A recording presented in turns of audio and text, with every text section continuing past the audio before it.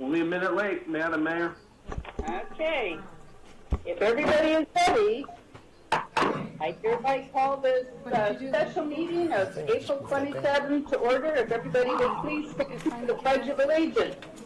Oh, you know what? That's when she turned this on. And of our hearts, let's begin. I pledge allegiance to the flag of the United States of America, the republic for which it stands, one nation, under God, indivisible, liberty and justice for all. All righty. Ms. Linda, if you could give this a roll call, please. Okay, Councilmember Andrusik. Here.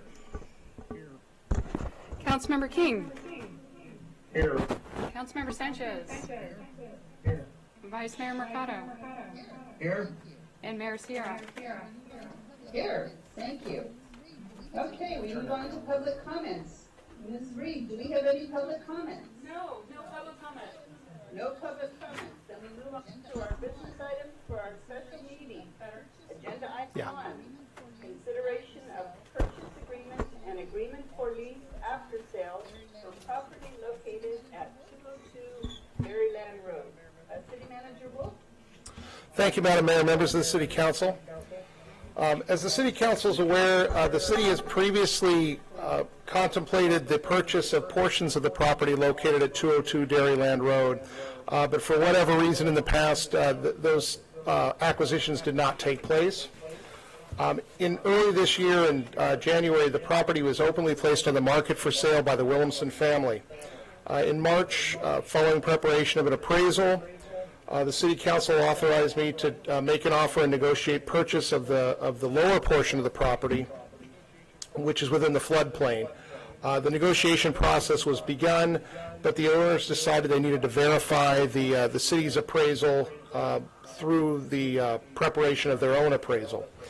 Toward the end of March, the property owners lowered the asking price for the entirety of the property, which brought the purchase price to within the range of the city's ability to purchase based on its appraisal. The City Council authorized the city manager to make an offer and negotiate the purchase of the property. Staff made an offer based on this authorization with a purchase price of $2 million. That purchase price has been accepted by the property owners. What we have before you this evening is a contract for sale and purchase of the property, as well as a contract for the lease back of the property on a temporary basis to allow the property owners to conduct an estate sale. The lease rate for the property, or the rental rate for the property during this temporary period of time would be $1,500 per month, and as well, the property owners would continue to maintain the property during the time that they are in possession of a portion of it. So at this point, the contract is before the City Council. It's been placed in the packet, and staff would look for direction to execute this contract, execute the rental agreement, and also look for direction as to the mechanism that should be used for extension of the lease agreement in the event that becomes necessary. All righty. Thank you. First, we will start with any questions from council. I see Architecture up there first. Vice Mayor, any questions? No, none at this time. Okay, Councilmember Sanchez, any questions? Councilmember King, any questions? No, ma'am. Councilmember Andrusik, any questions? No, ma'am.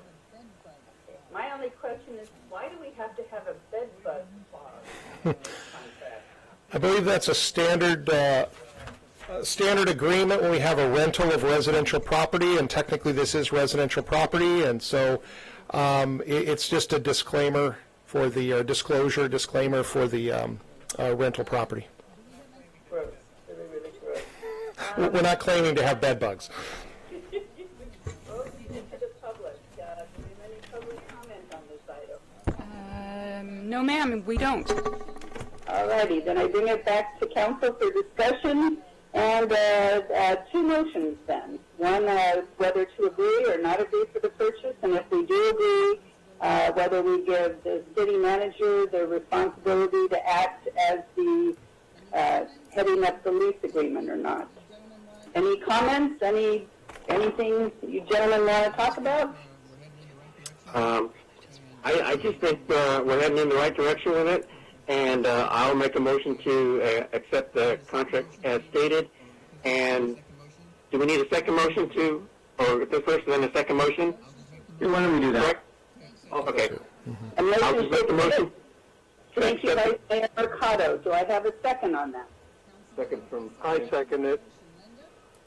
Councilman Andrusik seconds the motion. Linda? Okay, Vice Mayor Mercado. Aye. Councilmember Andrusik. Aye. Councilmember King. No. Councilmember Sanchez. Aye. And Mayor Sierra. Aye. Thank you very much. Now, to this lease agreement, I think the easiest way to handle it is to let the city manager take care of it. He knows how we feel about leasing and getting this thing along. I think it's really nice that the Williamsons will be taking care of the property while they're there. That's going to be an extra expense to the city as we move forward. So, any comments from other council members? I appreciate staff working with each other, and we don't have a big hullabaloo going on. I agree. I agree. And I'll make a motion to accept the lease agreement for the sale, and then which gives our city manager direction on how to proceed forward. Okay. Do I hear a second? Sanchez will second it.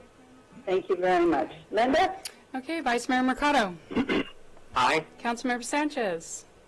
Aye. Councilmember Andrusik. Aye. Councilmember King. Aye. And Mayor Sierra. Aye. Thank you very much. Woohoo! We're property owners. Okay. Agenda item number 2, consideration of deferred payment plan and tolling agreement for Figueroa Mountain Brewing Company. Mr. Wolf. Thank you, Madam Mayor, members of the City Council. As the City Council is aware, a policy has been adopted by the city to allow the deferment of water and wastewater utility charges during the COVID-19 crisis, for, again, lack of a better term. We do have one such circumstance involving a deferment, however, which has reached a point at this time where our standard approach to creating a payment arrangement and the deferral that was contemplated under the city's previous resolution doesn't seem to apply, just given the large sum. Figueroa Mountain Brewing Company currently has a debt in excess of $30,000 that they are relying upon deferral based on the City Council's resolution to proceed operating their business during this time. Obviously, given the nature of their business, losing water as a utility would pretty much end their ability to conduct business. However, nevertheless, the sum is rather large, and staff felt it was appropriate to bring this to the City Council for discussion. The city attorney has prepared an agreement which will allow the continued deferment of the water and wastewater charges until such time as food and beverage service are again permitted to take place on the premises of the brewing company. At which point the current charges will begin to be repaid. The past charges will begin to be repaid immediately at the rate of $1,000 a month for the first 6 months, and then following that 6-month period, $1,000 a month, and will continue at that rate until the current charges have been paid again for a 6-month period, and at that point, the remainder of the back charges will be amortized over 30 months. too many math problems here. 30 months to ensure that the total of the back charges are paid off within that 30-month period.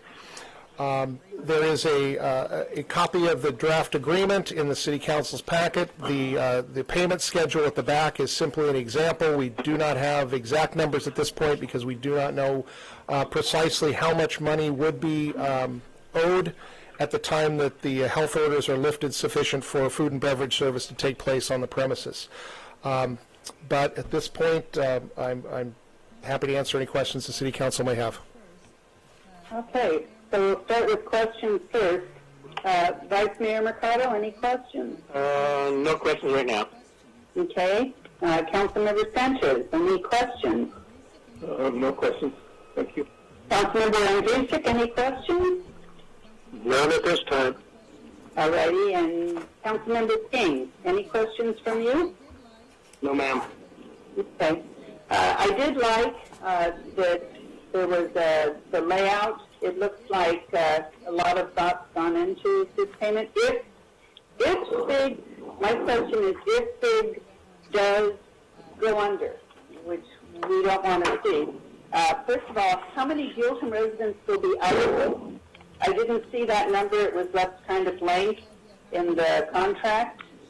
Do we have any idea how many residents of Buellton actually work for FIG Brewery? And I don't at this point, no. okay. And if they, in the next, pardon?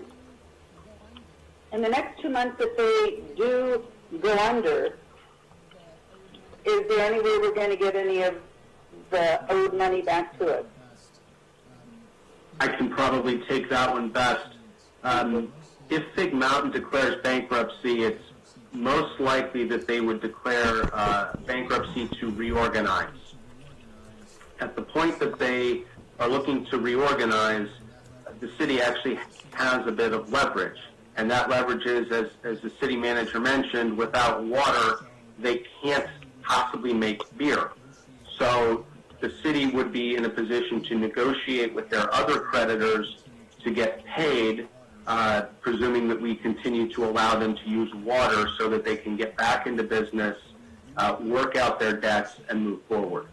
We do have to be an unsecured creditor at this time. There's no feasible way, and believe me, we've looked, no feasible way to become a secured creditor, but we do have a negotiating chip in that if they want to reorganize and want to continue after bankruptcy, they need water to get there.